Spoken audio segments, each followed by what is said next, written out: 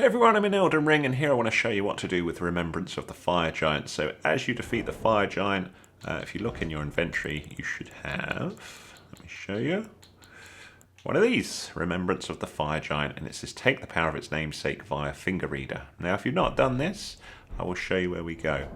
So you may have multiple remembrances and the process is always the same. So go to your map, go to Sites of Grace, and then pop over to Roundtable Hold. Now my round table is looking a bit wrecked because I'm later on in the game, so I warn you here. So it looks a little bit different, so just in case you're bothered about spoiling the game. But the finger reader is who we need to see, and that's the same whether you are at the location I am, but you can see my round table looks a bit odd. I'll try not to talk about it though, and this area is still accessible, so we go through these double doors and you will find this lady here, the finger reader. What use do I am a fool as you please. Now you make you'd force. Come on. So I need to receive power from the remembrance. And you will have a couple of options here. So as you see down the bottom, if I hit OK, I have a choice of two things. Giant's Red Braid, which is a whip, and you can see the damage that that does and how it scales. That one will cost you 10,000 runes. You've got physical and fire damage that does, so it's an interesting looking thing there. Have a little look at the attributes that you need though. Strength 18, Dexterity 12, Faith 21, and also 10,000 runes to use it. Your other option is Burn O Flame, which raises a series of flame pillars around the caster. This is really useful if you're an incantation specialist, so you're going to be using a sacred seal for that. And note the faith that you need. You need 27 faith, so quite a bit of faith in order to use this incantation.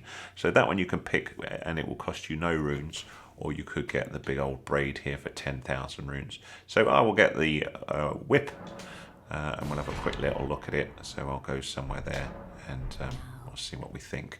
So let's go, whoops, where should we go? Let's go to one of my favourite places. And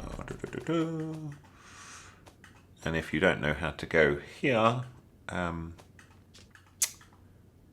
things have moved around because I've added more places.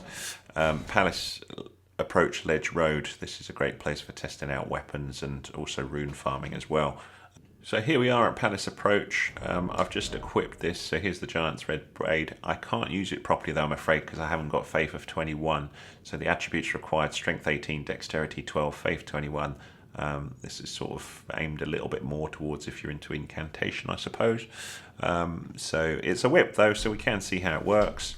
It's got a bit of a range to it like that, not a massive range. That was the light attack, that's the heavy attack.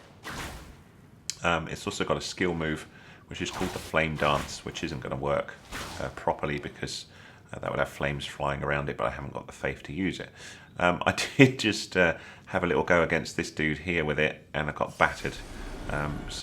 Because it needs powering up really to be effective, and also it needs that faith. But you can see I'm getting a bit of damage from it, but not loads.